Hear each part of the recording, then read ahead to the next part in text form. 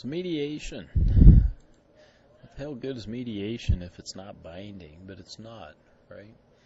Third party assists in resolving a dispute in an attempt to avoid litigation. And sometimes mediation can be mandated by the court.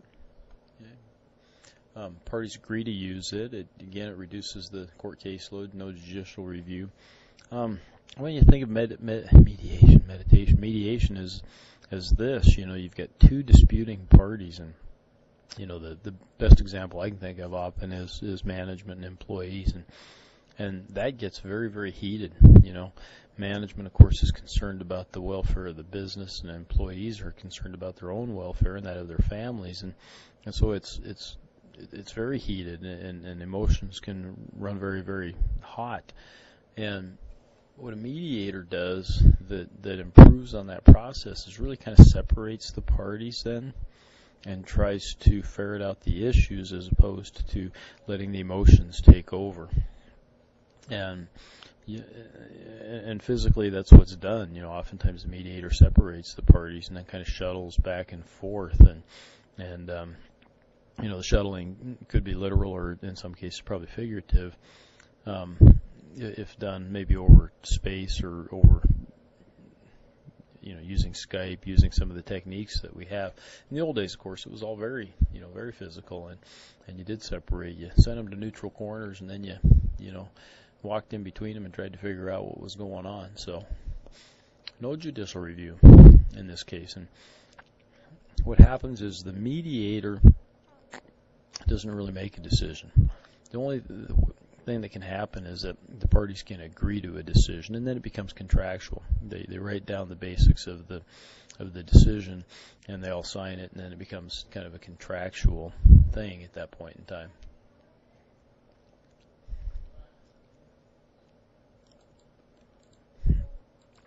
So the advantage to the parties, of course, is they're the ones that make the determination to pursue, and they retain complete control of the outcome. They don't have to agree to it. They can say, no, heck no, I don't agree with that. Let's go on to the court, right? The disadvantage is there's no enforcement, and that's a bit of a misnomer. I mean, once there is an agreement, that agreement's enforceable, okay?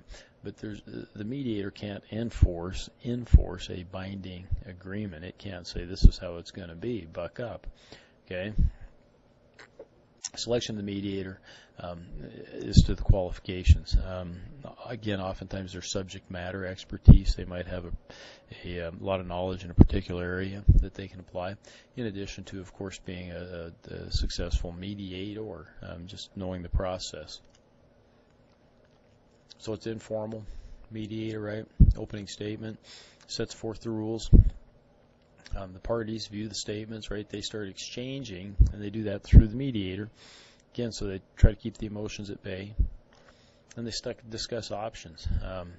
Each side, if they're bigger groups, obviously they have their own caucus, and they get together and decide if they're willing to compromise on some things or not. And then there is a written agreement at the end. Look at that. Mediation has emerged as the primary ADR process in federal courts. And again, courts will sometimes look at the parties and say, you guys need to try mediation before we actually go to court on this. So they can kind of mandate that. If the parties agree to a mediation, sign an agreement at the end. If the parties to a mediation sign an agreement at the end, that agreement is usually legally binding or can be enforced in court. And that's true. Okay, once the agreement's signed, then that's an enforceable contract. All the following are advantages of arbitration over litigation is, let's see, take less time. Yep, that's an advantage. Non-public, not as expensive. But the right to appeal, right? You don't have a right to appeal with arbitration. Some of the others, of course, mock trial or a mini trial. Just kind of think Judge Judy, right, on the mini trial, maybe. Okay, that's mini trial focused on central issues, back to the business problem. What they might do is hire, the parties might just agree to hire a retired judge or something. Say, would you please settle this dispute for us? Okay, and a mock trial might be where you impanel not an official jury, but 6 people to listen to the case. okay, and have them kind of render a decision, and that would give both parties an idea what might happen if the trial were to go forward, and that would encourage settlement in that case, okay. Mini trial, you could agree to binding, right? It'd be almost like a binding arbitration, much like I said, like Judge Judy might be. I'm not familiar with these happening a lot in Montana. Okay, just I don't hear of it. It's not to say that it doesn't happen. It might happen in some other jurisdictions, but I'm certainly not familiar with it. There you have it, the end of Chapter 5 in Alternative Dispute Resolution.